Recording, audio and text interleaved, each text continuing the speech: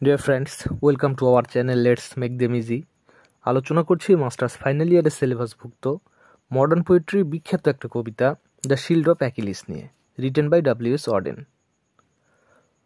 আগে আমরা জানবো যে অ্যাকিলিসটা কে। অ্যাকর্ডিং টু গ্রিক মিথোলজি, পেলেয়াস এবং সি নেম থেটিসের ছেলে হচ্ছে অ্যাকিলিস, যেটা আমরা হোমারের ইলিয়ডে পড়েছি। অ্যাকিলিস একজন প্রধান গ্রিক সোলজার বা হিরো। সে ট্রোজানদের বিরুদ্ধে যুদ্ধ করেছে এবং তাদের পরাজিত করেছে। তার রাগের কারণেই ট্রয় নগরীটা ধ্বংস হয়েছে বা বিধ্বস্ত হয়েছে। অ্যাকিলিসের মা থেটিস একজন ব্ল্যাক স্মিথ, যার নাম ছিল হেফাস্থাস। তাকে অ্যাকিলিসের জন্য একটা শেল্ড বা ঢাল বানানোর নির্দেশ দিয়েছিল।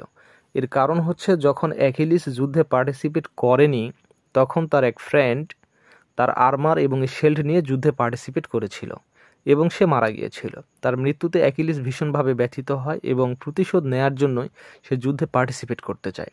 তখন তার মা এই হেফাস্থিয়াসের কাছ থেকে একটা শেল্ড নির্মাণের জন্য নির্দেশ দেয় বা একটা শেল্ড তৈরি করে দেওয়ার জন্য বলে, এবং কিছু ডিসক্রিপশান দেন যে শেল্ডটা এমনভাবে তৈরি করতে হবে যেখানে বিউটিফুল এবং পিসফুল কিছু থাকবে, ইনগ্রেভ থাকবে, খোদাই করা থাকবে। সেখানে বিউটি, জয় এবং স্যারেনিটি থাকবে। অর্থাৎ এই শেলটা একটা হ্যাপি লাইফকে চিত্রিত করবে বা হ্যাপি লাইফকে ইঙ্গিত করবে, যেগুলো প্রতীকী অর্থ বহন করবে। যুদ্ধ শেষে যেমন একটি শান্তিপূর্ণ বসবাসযোগ্য পৃথিবীকে নির্দেশ করবে। অর্থাৎ অ্যাকিলিস অন্যায়ের বিরুদ্ধে যুদ্ধ করছে, ন্যায় প্রতিষ্ঠার জন্য যুদ্ধ করছে। ন্যায় প্রতিষ্ঠিত হলেই যুদ্ধের শেষে একটা সুখী, সমৃদ্ধ, শান্তিপূর্ণ বসবাসযোগ্য পৃথিবী তৈরি হবে। সুতরাং এমন একটা পৃথিবীর জন্যই, ন্যায় প্রতিষ্ঠা করার জন্য অ্যাকিলিস যুদ্ধ করছে। কিন্তু হেফাস্থাস ঠিক উল্টোটা করেছিল। সে এঁকেছিল ভয়াবহ খণ্ড খণ্ড কিছু চিত্র, যা যুদ্ধের ভয়াবহতাকে নির্দেশ করে। এখানে সে এঁকেছিল 3 পেল ফিগার্স, অর্থাৎ 3টি অদ্ভুত আকৃতি সে এঁকেছিল, যেগুলো দেখতে যিশুর ক্রুসিফিকেশনের মতো। অর্থাৎ যিশু ন্যায়পরায়ণ ছিল, তাকে ক্রুসিফাইড করা হয়েছে, অন্যায়ভাবে হত্যা করা হয়েছে। ঠিক যেই ইঙ্গিতটা দিয়েছিল থেটিস, ঠিক তার উল্টোটা করেছে হেফাস্থাস।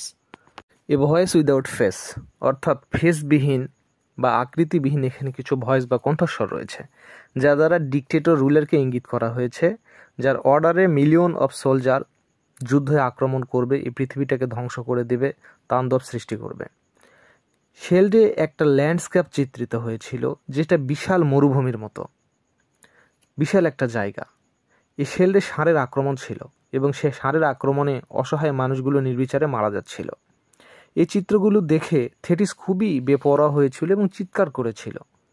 সে একসময় বলেছিল যে চিত্রিত অঙ্কিত হয়েছে এই অসভ্যতা, এই বর্বরতা তার ছেলেকে হত্যার থেকে বাঁচাতে পারবে না।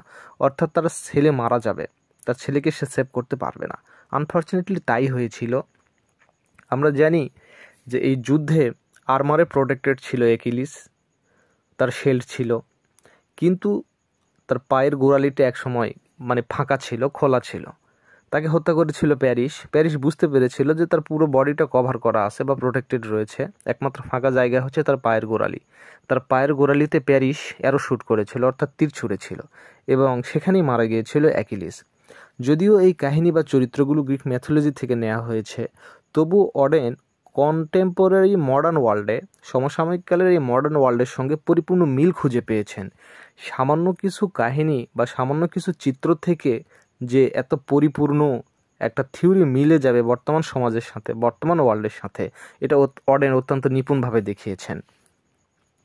এই শিল্ডে ওয়াস্টল্যান্ড ছিল, যেটা আমরা বলেছি পতিত জায়গা, যেটা আর্টিফিশিয়াল ওয়াইল্ডারনেস, একটা মরুভূমিকে ইঙ্গিত করছে, যেখানে মানুষ কৃত্রিম লাইফ লিড করে। মানুষরা স্পিরিচুয়ালি ডেড ছিল, তাদের মধ্যে কোনো মায়া, মমতা, ভালোবাসা এগুলো ছিল না, তারা যান্ত্রিক হয়ে গেছিল। পয়েট থেটিসকে রিডার বা অডিয়েন্স হিসেবে রিপ্রেজেন্ট করেছেন। অডিয়েন্সরা সবসময় ভালো পরিবেশ চায়, তারা ভায়োলেন্স চায় না।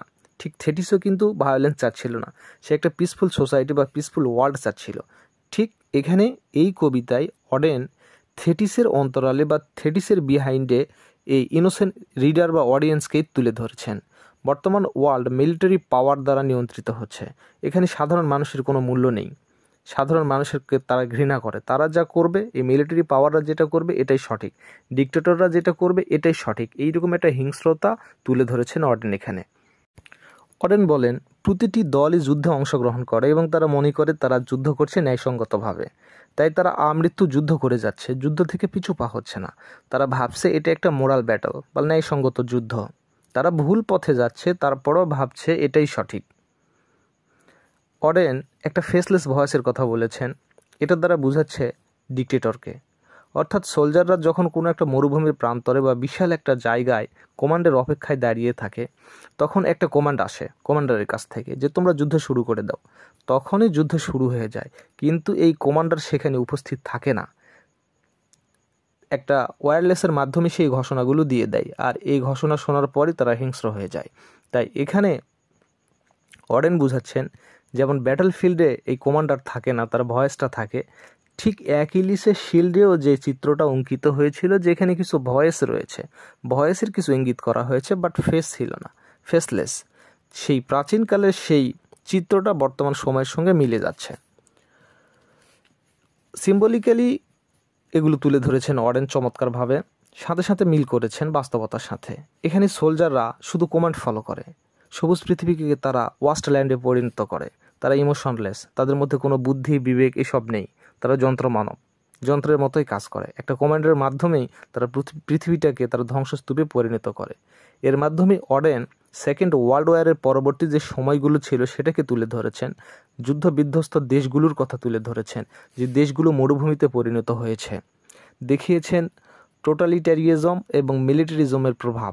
এখানে সর্বগ্রাসী রাষ্ট্র এবং মিলিটারি পাওয়ারের যে একটা প্রভাব ছিল সেটা তিনি দেখিয়েছেন। তিনি মানব জাতির ডিসমেল ভিউ তুলে ধরেছেন। এখানে rape, violence, murder, inhuman nature, cruelty এবং কিলিং একেবারে স্বাভাবিক ব্যাপার ছিল। ঠিক যেমন দ্বিতীয় বিশ্বযুদ্ধের পরবর্তী সময়ে এইটা ছিল একদম স্বাভাবিক, বা যুদ্ধ চলাকালীন মুহূর্তেও এগুলো ছিল স্বাভাবিক। A sky like lead and a plane, এই কথাগুলো তিনি সিম্বলিক্যালি অর্থে তুলে ধরেছেন, যেগুলো দ্বারা ব্যারেননেস, হলোনেস এবং ড্রাইনেসকেই বুঝিয়েছেন। সুতরাং এই কবিতাটাকে অ্যানালাইসিস করলে এতটুকু বোঝা যায় যে অ্যাকিলিসের শিল্ডে যেসব আঁকা হয়েছিল, এটা থেটিসের ডিরেকশানের অপোজিটটা করা হয়েছিল। সেখানে যে বর্বরতা, সেখানে যে ভয়াবহতার চিত্রটা ছিল, একটা জ্ঞানজামপূর্ণ চিত্র ছিল, এখানে কোলাহলপূর্ণ ছিল, প্রতিটা চিত্রই ছিল খারাপ এবং হিংস্র। সেই চিত্রটার বাস্তব রূপ অডেন তুলে ধরেছেন মডার্ন সোসাইটিতে বা মডার্ন ওয়ার্ল্ডে। যদিও গ্রিক ম্যাথোলজিতে এটা রয়েছে, বা এই চিত্রটি এই শেল্ডে আঁকা হয়েছে, কিন্তু এই শেল্ডের বাস্তব রূপটা মডার্ন সোসাইটিতে তিনি দেখতে পেয়েছেন। সুতরাং গ্রিক মিথোলজি থেকে এই রেফারেন্সগুলো টেনে বর্তমান সমাজ বা বর্তমান ওয়ার্ল্ডের যে পরিস্থিতি তার সঙ্গে তিনি ম্যাচ করেছেন। এবং বর্তমান সমাজেও এটা দেখা যাচ্ছে, রেপ, ভায়োলেন্স, তারপরে এই যে বারবারিজম, এই সব কিছু স্বাভাবিক। সর্বাত্মকবাদী রাষ্ট্র, মিলিটারি পাওয়ার, সাধারণ মানুষের কোনো মূল্য নেই বা তাদের চাওয়া পাওয়ার কোনো দাম নেই। প্রতিটা দেশে যুদ্ধে লিপ্ত হচ্ছে। যদিও অন্যায় যুদ্ধ করছে, তারপরেও তারা বলছে তারা ন্যায়সঙ্গত যুদ্ধ করছে বা মোরাল ব্যাটল করছে। সুতরাং সেই চিত্রের সঙ্গে বর্তমান সমাজের বর্বরতার একদম মিল রয়েছে। সেদিক থেকে অডেন একজন সাকসেসফুল রাইটার, যিনি গ্রিক মিথোলজির সঙ্গে ওয়ার্ল্ডের এই বর্তমান প্রেজেন্ট ওয়ার্ল্ডটাকে তিনি ব্লেন্ডিং করতে সক্ষম হয়েছেন। তো এটাই ছিল আলোচ্য কবিতার মূল বিষয়বস্তু। আই হোপ বুঝতে পেরেছেন। যদি লেসনটা ভালো লেগে থাকে অবশ্যই চ্যানেলটাকে সাবস্ক্রাইব করবেন, লাইক দেবেন, কমেন্ট করবেন, শেয়ার করবেন। ধন্যবাদ সবাইকে সাথে থাকার জন্য।